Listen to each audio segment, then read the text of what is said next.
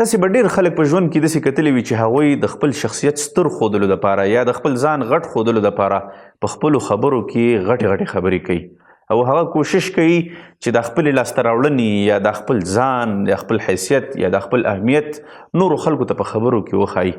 ته کله به تاسې ته وایي چې زه د فلانکي سره ملاو شوم، فلانکی زما دوست دی، فلانکی مې ملګری دی، فلانکي ته مې 2 روپۍ ورکړلې، یا فلانکي سره مثال ما دا ښېګړه وکړله، یا هغه ماته محتاج دی، یا هغه زما په شاګردانو کې حساب دی. بیا به د هغه په خبرو کې دا خبرې اورئ. دا وجه څه شی ده؟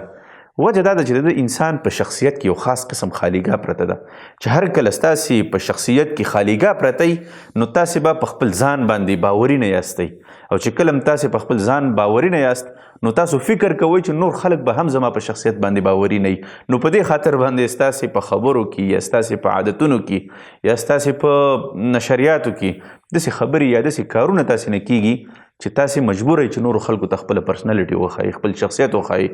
د قوي شخصیتونو خاوندان یا قوي خلک یا سټرانګ پرسنالټیز والا کله هم خلکو ته خپل ځان نه ښیي، ځان د شو آف کوشش نه کوي په قیمتي موبایلونو باندې یا په قیمتي ساعتونو باندې یا په لګژري لایف باندې یا په قیمتي موټرونو باندې خپل ځان خلکو ته نه ښیي، بلکې هغه د خپل ځان نه مطمئن وي. هغه په دې پوهېږي که خلکو ته ښه یم او که بد یم، زه الحمدلله په خپل ځان باندې مطمئن یم. نو په دې خاطر باندې په ځان کې د عادت پیدا کوي چې خپل شخصیت تکمیل ته ورسوئ او هغه خالیګاوې چې ستاسې په شخصیت کې هغه ختمې کړئ او هغه عادتونه